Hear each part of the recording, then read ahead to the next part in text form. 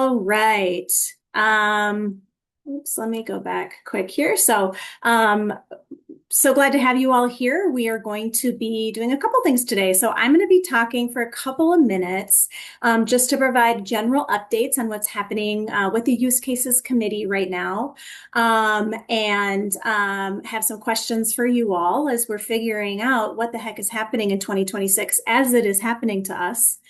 And then from there, we are going to have a presentation from an architect, a cloud architect in Scottsdale, Arizona. Really excited to hear from him. Initially, it sounded pretty technical, which I love to dive in. Some people might not be as comfortable, but I've been told that he's a great presenter and just really will be able to talk to us about how he's deploying and using AI and helping his team move forward. So I'm really excited for that.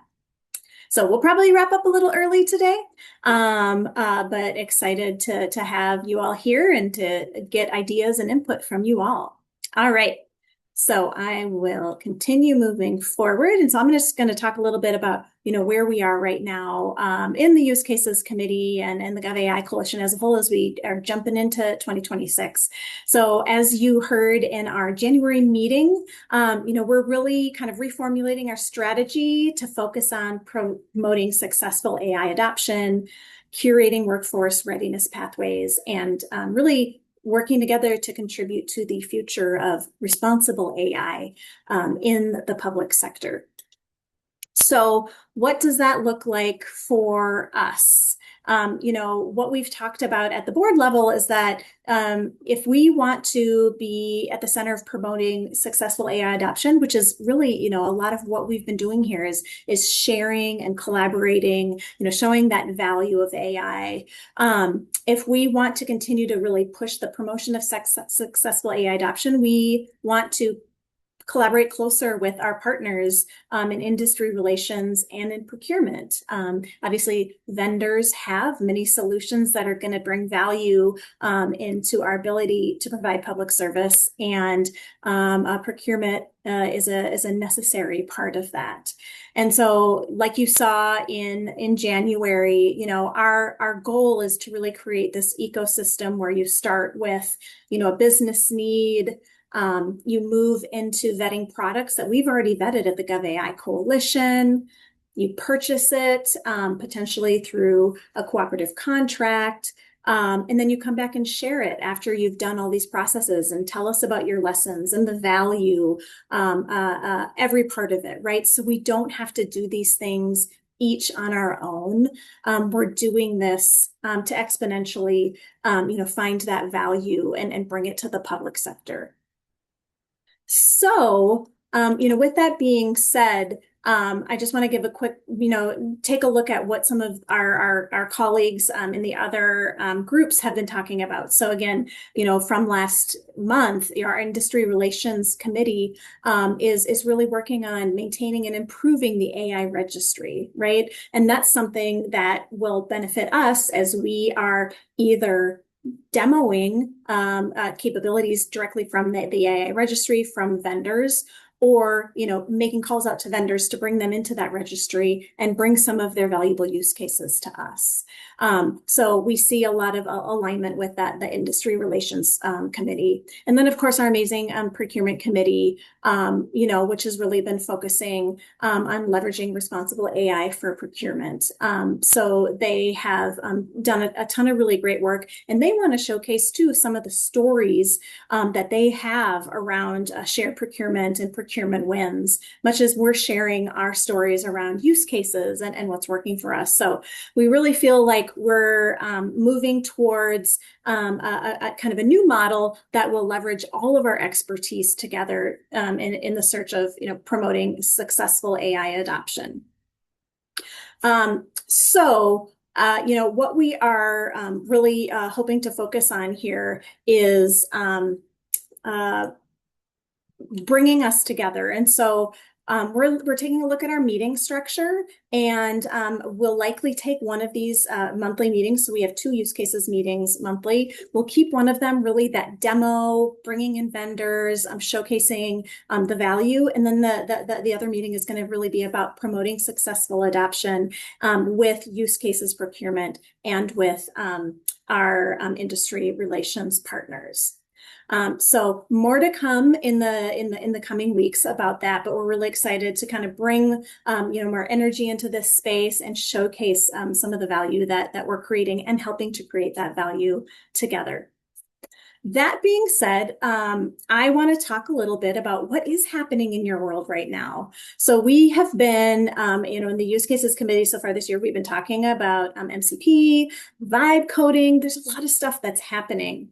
And as we are looking, to revisit our model and how we're supporting the GovAI Coalition, we wanted to take a pause to ask, what AI initiatives have brought value to your organization? What are you working on? What is new in your world that you would like to share? And I would love to hear from you. Either in the chat or I'm going to have a survey that I'm going to have you take a look at in just a minute here, because we would really love to collect some input. Where are people? Where is everybody on this journey? We know that everybody, has their own pace. We are very busy in the public sector. Some of us may have thought we would be much further along in this journey, and then maybe we were hit by a cyber event last year, or you just had other things that happened. And so really, to help us best support you, we want to hear more about what is happening in your world. So to kick us off, I'll just say in St. Paul, we were hit with a ransomware event last summer, and we had a planned roadmap for rolling out some additional AI pilots, which we've been doing for the past couple of years. And we haven't really gotten around to that yet, as we have modernized a number of systems very, very quickly in our recovery. That being said, I want to just let you all know what's happening in St. Paul right now. One of the things that we've piloted is an AI meeting assistant. It was a third-party assistant that somewhat, integrated with our Microsoft Teams environment. We're not going to scale this citywide. I think, there's a number of reasons why, but, just that's the value of pilots, is really understanding what you're going to get and where you're going to go. We're, looking further into, just the native Microsoft products and what those are going to bring us. But, definitely interested in hearing more from any of you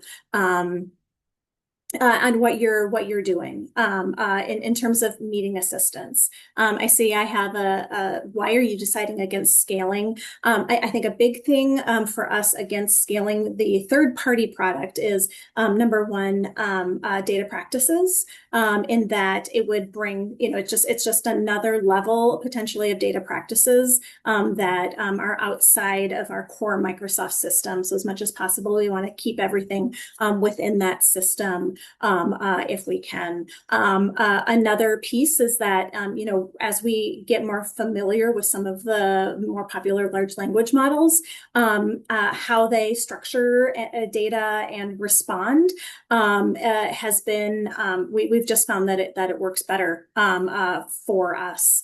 And so that's one of the reasons why we aren't scaling.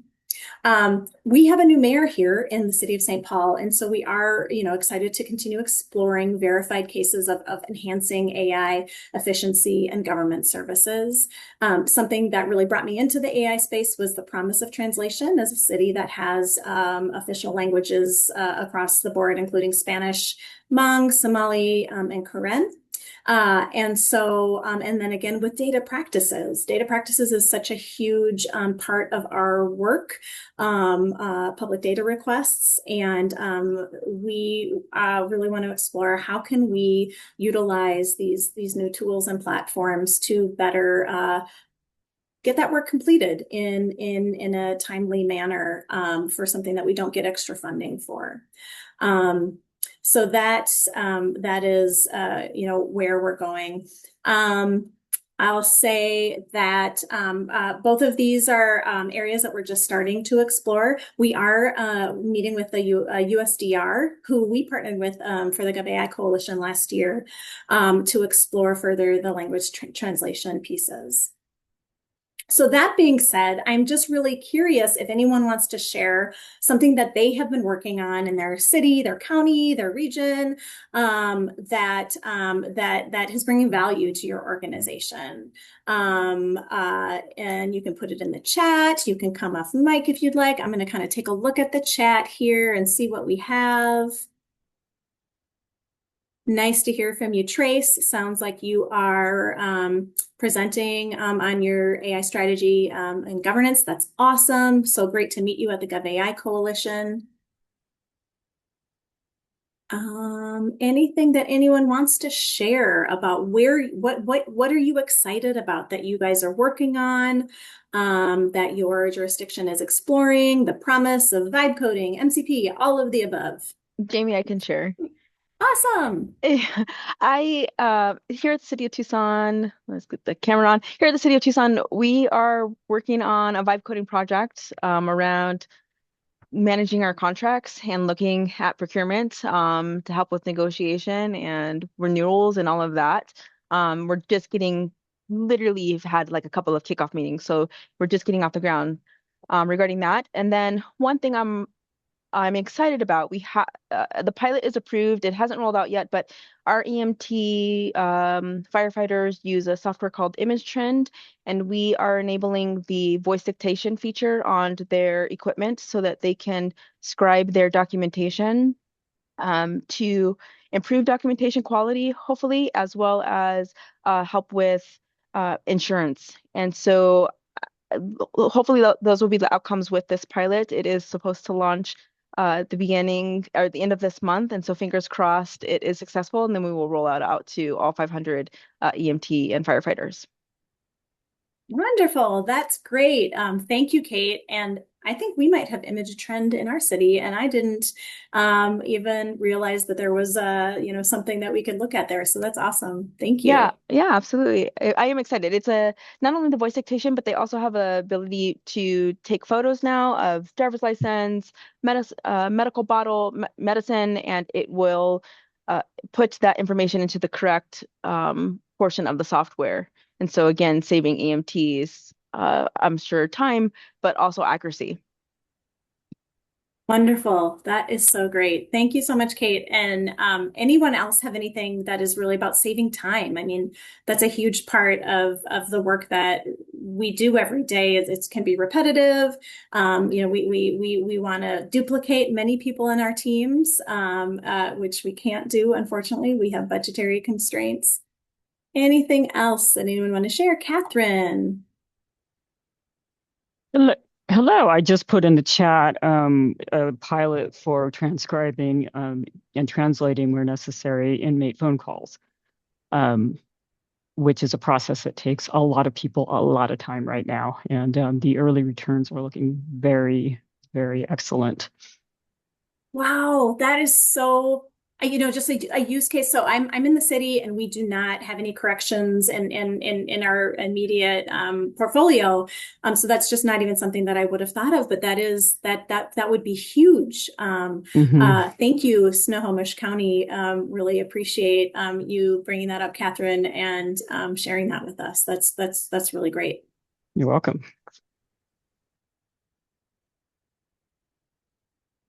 All right. Eric, thanks for putting in the chat vetting multiple LLMs, and you've implemented Claude. I still haven't done, I haven't done anything with Claude. I'm not sure if anyone in my team has, and using Claude against your internal data and vetted websites to assist in research.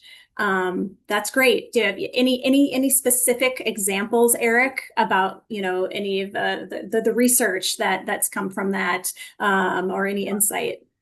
Yeah, so we have already internal like a keyword search against our documents, which we have like 50,000 documents that have been things that we've done research and used in the past to help assist counties and cities So as an alternative to the internal document, we wanted to look at if AI could help because it's an alternative to keyword search. And with keyword search, you have some benefits and you have some cons. You don't really have context. And while it's really good at finding a specific term, sometimes it will miss things because you don't know every term and you don't know the context. So we really were looking for the right LLM against that. And what we ended up using is Area, which allows us to, it's kind of like what's the word? It's kind of like a food court where you can test different LLMs against the same data. You pass the data across as tokens and it passes back. So we tried it against about 5 or 6 different LLMs. And Claude came out ahead. Even with Claude, though, we had to do a lot of pre-prompting to kind of force some assumptions, like everything that we're talking about is Washington State, everything that we're talking about has to be referenced, everything that we need, basically any type of contrary opinion to its answer, we want to recognize those things. And so by doing all that, we rolled it out, and now our consultants are using it to help brainstorm and also test against their own answers to see if they missed anything. So it saved a lot of time as well as, I think, improved our research. I love it. Thank you, Eric. That's great. That is really great. Sunil, you have your hand raised. Oh, hey, Jamie and everyone. Yeah, we provide a security AI assistant essentially, which helps in reducing the time taken to do SOC 2 HIPAA, and as well as look at AI safety and hallucinations, and also detect threats. So that helps any kind of enterprise agency to reduce their time to process these, to detect the threats as well as remediate. So we are going to be at RSA Security Conference, which is happening end of March in Moscone, San Francisco. So if anybody is going to be attending or would love to attend, we have free passes to share, free expo pass. So please DM me, put in my contact in the chat. I would love to get connected with folks and help with their compliance security posture. Appreciate it. Thank you, Sunil. And I think you may have emailed me and Nicole. So we'll get back to you in terms of, if you do have a public sector partner to demo potentially in the future. All right. Thank you. Jamie, thank you. All right. Great stuff. Thank you all so much. I really appreciate it. So we're going to move forward so we get to our presenter here. So one last slide here. Hopefully this works. I tested it last week, but I haven't tested it today. Share your AI initiatives. Would you mind, please, going to this very brief survey and just sharing with us what you're doing? That'll help us figure out what areas do we need to be focusing on. It might potentially give us ideas. Maybe people want to see the LLM tester that Eric went through, and maybe we'll ask him to come join us to share more. We just would love to see where you all are on the journey to make sure that as we are working to better support AI adoption, we're going in the right direction. All right. Okay. That being said, we are going to move now to our main event, and I am going to assume that is it Mattis, that you are our main event from Scottsdale? No, I'm not. I'm actually Valley Metro, so I am within the Phoenix metro area, but I am sorry okay. I just joined late. Sorry about that. Hey, So that'll Sorry be about me. that. It's Mark Beck. He's our cloud. Oh, there he architect. is. Yep. Okay, And wonderful. go. Hi. Yep. So, Carrie just mentioned, Mark Beck, I'm the cloud architect for the city of Scottsdale. Started back here around 10 months ago. And one of my main goals since starting is just helping build the foundation to help speed up our initiatives moving to the cloud. And with that, Terraform was our infrastructure as code decision, where we're going. But if you're familiar with writing Terraform at all, or no, your team is working on it, it can get a little strenuous at times where one document can take 1 to multiple days to write it out, depending on the length, and then going through testing and validating everything's working. So I wanted to find a way to speed that up, and with the launch of Kiro, especially after going to reInvent and seeing more of what it could do, want to dive into it and see if I could help take a couple day process into a couple minute process. And I will share my screen. Second. Yes, there we go. And can you see the screen? So Yes, I'll take we that can as a see it. yes. Cool. So those not familiar, this is Kiro. It is a Amazon tool that uses Claude as the language model, but it's really a wrapper around Visual Studio Code. So you have your attachments you can do, but it also has different powers inside of it that allow you to include MCP servers, steering documents, agent hooks, and then also specs. So Kiro is very heavily spec focused. So for those that don't know what that is, a spec is similar to vibe coding, but you're giving it a lot more upfront information. So think of it as you already have your architecture diagram and you know exactly what you want and your requirements. Give that into a spec file prompt, and then Kiro will just run through that, build out the whole design, the requirements, and iterate on that and build out a task list and run it. It still does vibe coding, but those are more for like one-off actions. So to get the Terraform stuff processed, Kiro is good at the nitty-gritty, the technical side of things, but it's not really the best at its initial conversation and understanding humans and like verbiage on that. So what I like to do is go into ChatGPT and actually use that instead. So instead of just sticking with the one language, mixing it up and finding what works best for its strengths.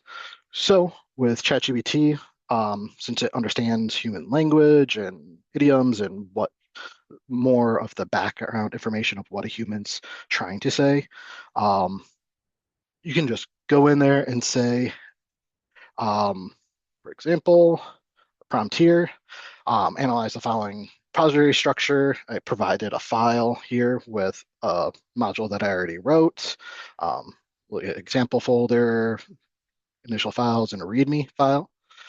And I'm having it go through, build a prompt to build a steering document for Kiro AI, and explaining the generic structure of what you want from it. I explained that it is multi-cloud, so we do stuff with AWS, GCP, and Azure. And we are deploying it through Scalar, so that helps give the context of how the files need to be formatted and what requirements would be related to that. And also adopting the OPA rego policies for security compliance within Scalar. And then without reading through the whole paragraph, it kind of just, you want to give it your requirements of how you want the Kiro agent to work. For those that don't understand what steering is, think of it as giving context to the AI without you having to type it every single time. So if you've played with AI, you've had to repeat yourself a couple times and say, hey, no, do this. You don't want to, every single time you go into an AI agent the first time, since the context was cleared with a new conversation, you'd have to explain yourself a little bit more and explain your situation.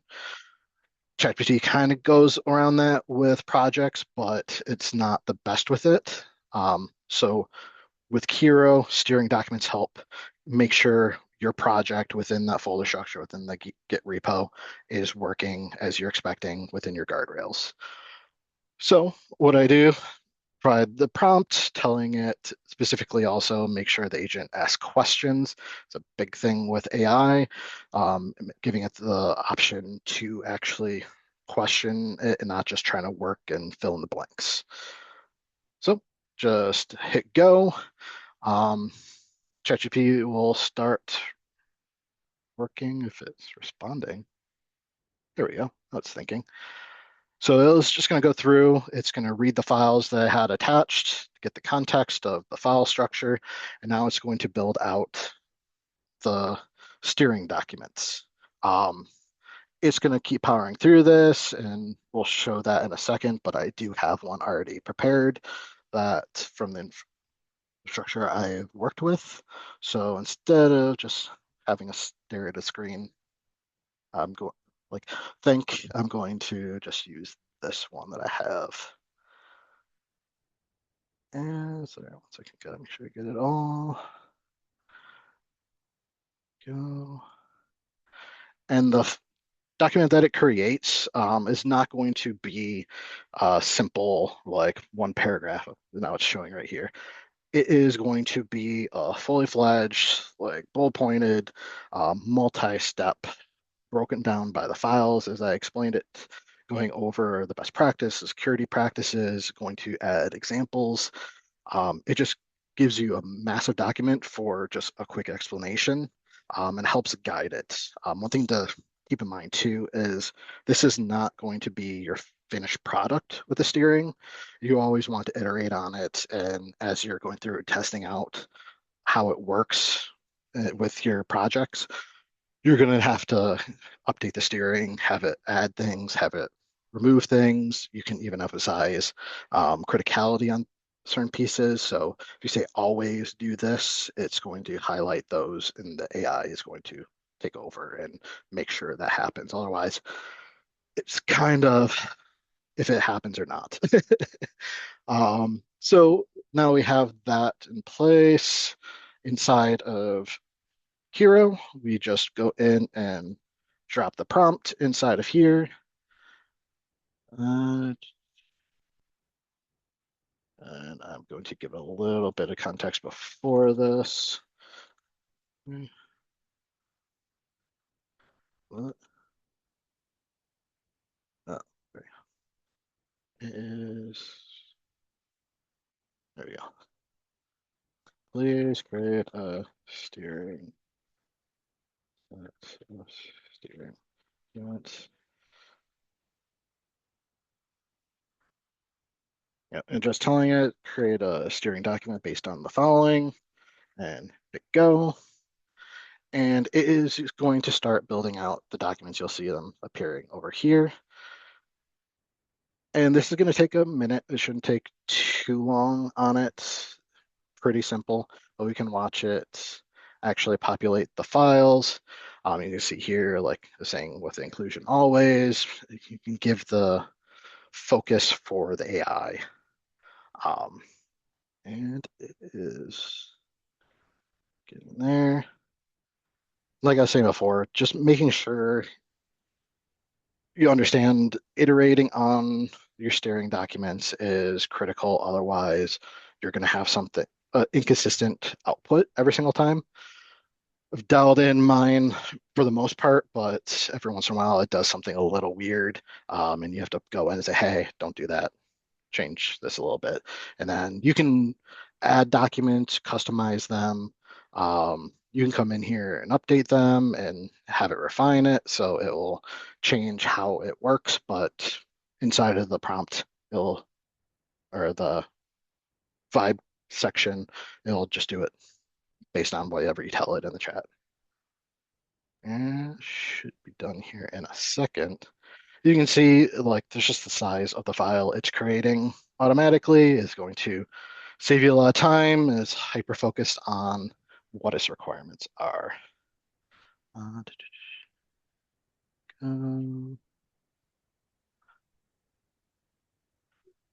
This is really great, Mark. I appreciate this so much. So essentially, you're you started using Kiro and you're like, wait a minute, like I need pre-help with some of these steering, like just to set these steering documents up. So you go to Yeah. ChatGPT, you get it to help, and then you bring it over here.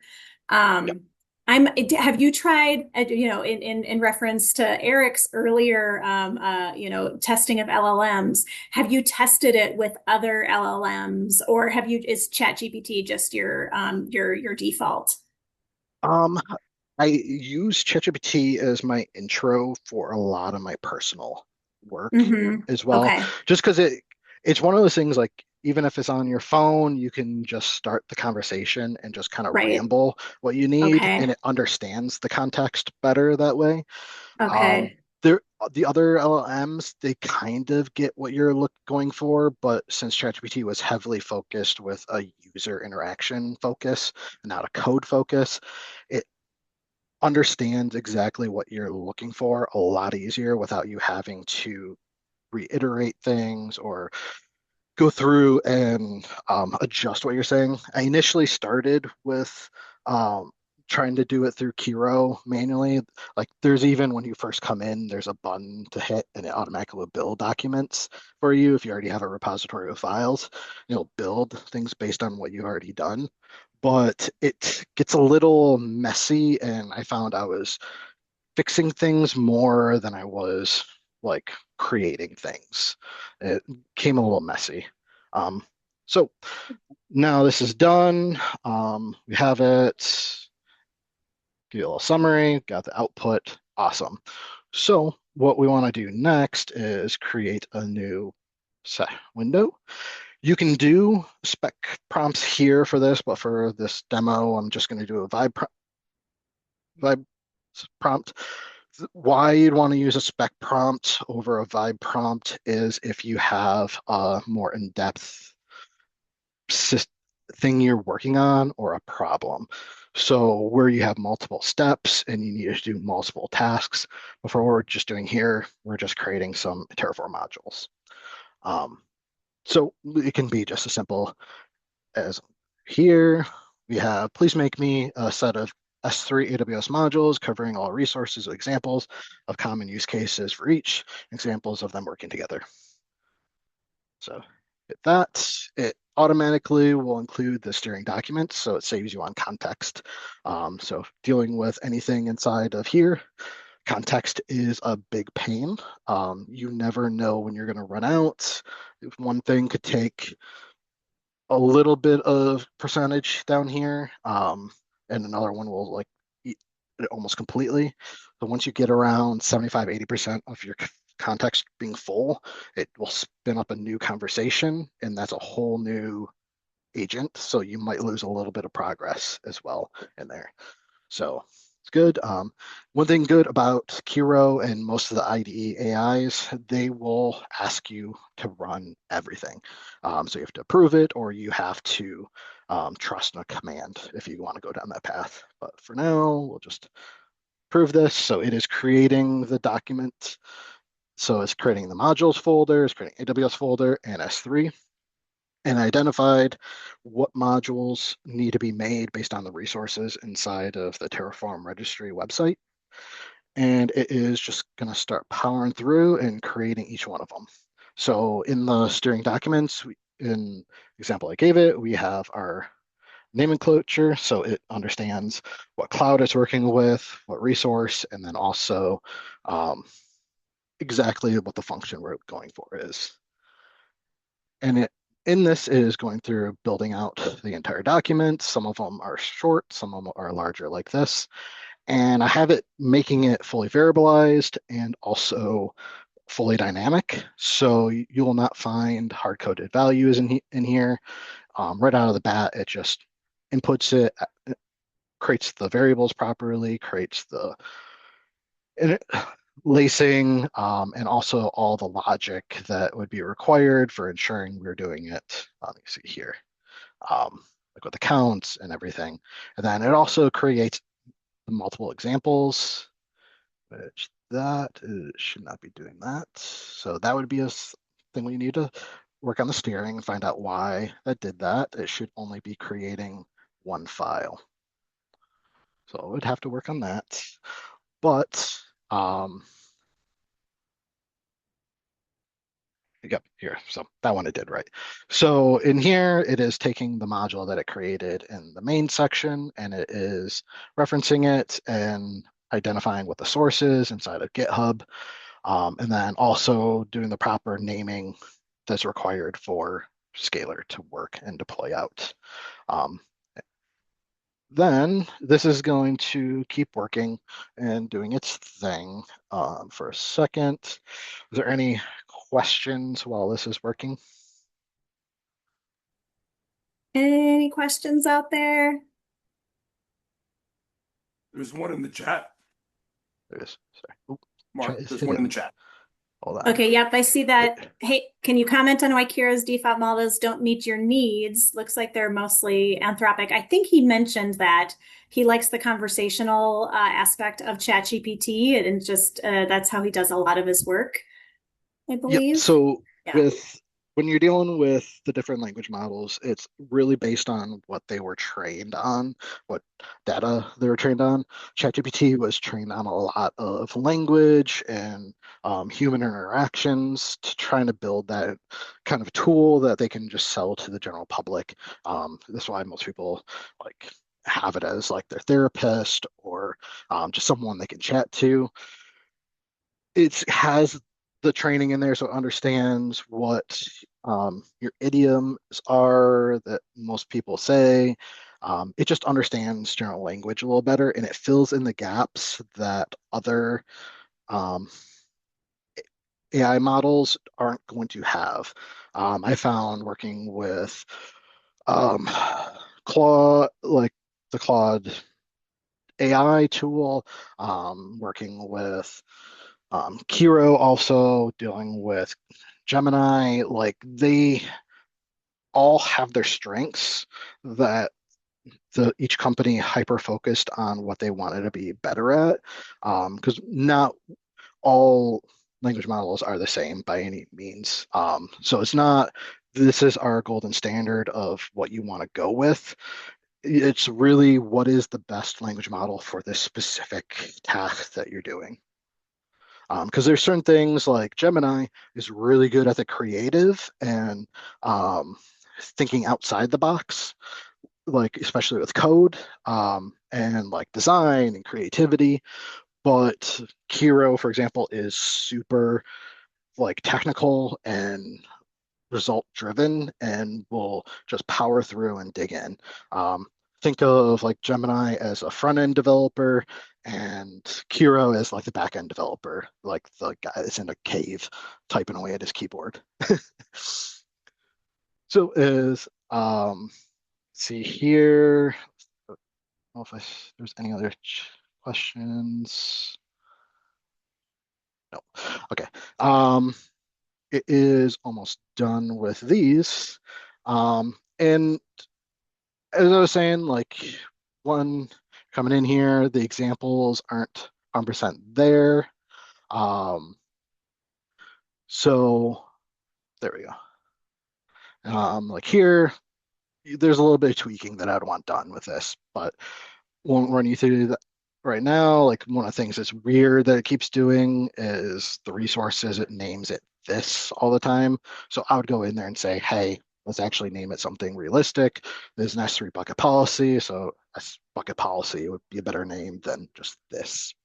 You can tweak that and just iterative, just finding what works best for you. And eventually you're going to get to a solid state where you can just say, like my prompt was, hey, make me a module for Route 53, full set of them. And it'll go through, power through, and make it all. And since this is finishing up, one thing that I can finish off my presentation with is one thing I've got in the habit of doing that one day it just clicked with me, like I going through this and validating a lot of what Kiro's doing. The code it wrote, is everything there? Does it meet best practices? Is it following the AWS pillars of a well-architected framework? But do I need to waste all that time doing it myself? No. So instead of kind of having the AI review its own homework, what I decided to do is loop in Google Anti-Gravity as well.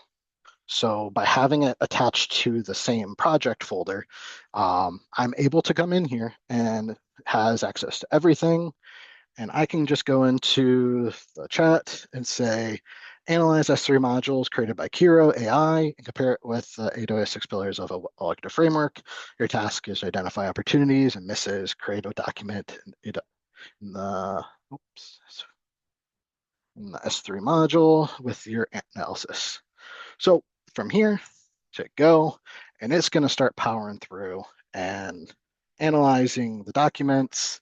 You can watch it thinking, and it. Why I love branching off into a different one is, like I was saying, don't have the AI doing its own homework because it's always going to be a little bit more apprehensive. Just think about anyone checking their own homework. They don't want to say, "Oh, I got that wrong." AI is the same way. So what I like to do is have this explain to it that it's not its own code that it's providing. I'm having it check for functionality. So it doesn't feel like it needs to cut any corners. It's identifying if the other AI cut any corners. So it's powering through, analyzing all the files, and it is doing the analysis. So it's going to do the lookup on the well-architected framework, and every line of code that's in there is going to start parsing it and comparing it against it. And so here, and it starts building out. It's going to do an overview, identifying what's there, and then actually identify the key features and different components. And it should have the review at the end. Patterns, testing, cost estimations is providing, which I didn't even ask for, which is awesome. Yeah, it kind of just goes through and runs through it. How I use this in other projects outside of AWS, I have some personal projects where I writing a mobile app. So I have initially started the prompt within side of ChatGPT, had Kiro build out the actual app initially. But then like I was having issues and I just didn't understand what was going on. Kira wasn't able to figure it out. So I went over into Google Anti-Gravity, kicked it off and said, hey, analyze this. This is the issue that we're having. Let me know if there's something that's missing. Identify what can change and your recommendations of what needs to change and how. And it went through and provided a full list that I could then, as you see, is providing inside the folder structure as well as a file. And I could just go into Kiro and after reading through, as long as I agree with what's inside the file, tells Kiro, analyze this and identify if we can incorporate this into the application. It will go through, analyze it, give you a breakdown of what it can do, if it agrees with it or not, and then we'll actually power through and fix it once you give the go ahead and initiate all of it. I've had multiple auth issues for my application that it's fixed. It kind of is just giving it a second pair of digital eyes on the tool. So it's really helpful. Let's see. Module analysis, and right here, it breaks down based on the pillars and opportunities it misses. Here is not implementing CloudWatch alarms. So it kind of, without, obviously I don't want to read this all to you, but it creates a pretty comprehensive document, just giving you those opportunities, and you can feed that back in and keep reiterating on it as needed, which is really helpful. All right. Any questions? Yeah. Hey, Mark. I somehow missed what the application is you're building. So this is for Terraform modules that I do. So Terraform is IAC, so infrastructure as code. So it is creating the code that will like build out things inside of AWS or GCP or Azure. And like, and initially I was mentioning like building one module or and testing it out and ensuring everything is working and is fully functional and fully involved, like all the pieces are there. It can take like a day, maybe multiple days to do the full testing on it. With Kiro, it took, as you guys saw just in this one conversation, from starting from scratch to the final product, it was less than 15, 20 minutes. So once you have it already set up and one that is working for you, you can have modules created in less than 5 minutes. And then you can just jump right into reviewing the code and making sure everything looks right and there's no mistakes on it. Then you need to iterate on, and then you can start your testing and verifying it's actually functional in when deployed out. One thing that this one didn't do, but I do have it on the one I work with, my folder structure, is adding in some automatic validations as well. So when you do the testing for Terraform, you want to run an init, which initializes your project, and a plan, which goes through and verifies that all the variables are set properly and kind of orchestrates and figures out if anything's missing, and you identify errors up front. So you can have Kiro automatically kick that off, do the initial validations before your engineer actually goes in and looks it over and validates it. That way they're not having to go through a full set of broken code that the AI could just identify itself. And one thing I did want to mention that I haven't fully incorporated here, but I'm starting to, is agent hooks. So agent hooks are a way of automating documentation, say code cleanup or language localization. So how I like to use these is, I think you can create a hook and right here, just give it a description in natural language. Say at the end of completion of a spec, I want you to document everything, all the features or decisions, all the pieces information and documentation folder. It will then automatically trigger those at the end of the spec and create that automation.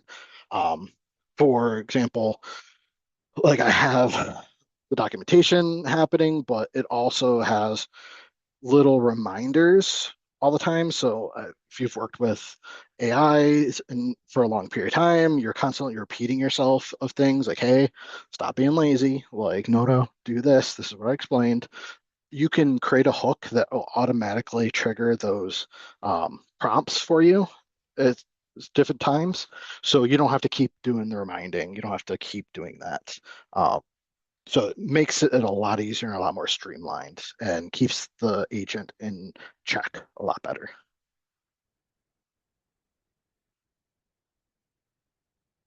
Cool.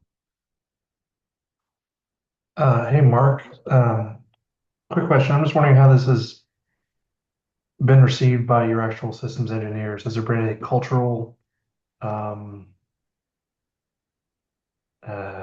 to think, friction as far as how they've taken to accepting this as is, or with a certain amount of faith or confidence as to its veracity? I'm just wondering from a more of a cultural, staff level standpoint, how this is being received. Yeah, so everyone that I've talked to on it is hesitant initially, rightfully so. I feel personally that some people give too much confidence in AI. I like to say AI is like a really, really book smart intern that has no knowledge of context or street smarts or anything other than what's in the book. So if you give really good instructions on it, it will follow those to the T, but it's not really good about thinking outside the box too much. And filling in, you have to give it all that context. So a lot of engineers are really apprehensive about getting involved and working with AI because they just see like, I don't want to lose my skills. I don't want to like have to battle with it. A lot of people are concerned about. So when you build into the process that you are not just giving AI the ability to write the code and it's just you step away and do nothing. It's a collaborative process. You're going to have to review every line of code still. It's not that you're just going to trust out of box. Even if it worked 99 times, that one time could break production. So you need to still go in and work on it. So it's getting them used to it and showing them the value of how cool you can get things done, like showing teammates like how quickly I can get a module created and deployed, versus doing it manually. It just like wow, I'm like, oh sweet. I find a lot of them have more of an issue with finding the time in their day to do it and play and learn with it than they're apprehensive on it.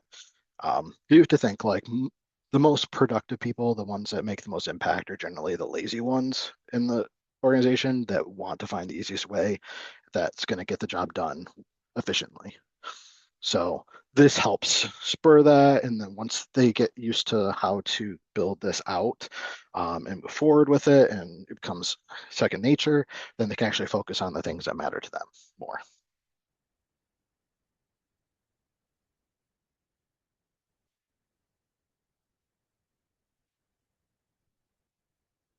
Cool. Thank you so much for presenting today. We really appreciate it. We're at time. Really appreciate it. We'll follow up with the notes from today's meeting, and hope you all have a wonderful rest of your day. Thank you so much. Awesome. Thank you. Thank you. Thank you so much. Thank you.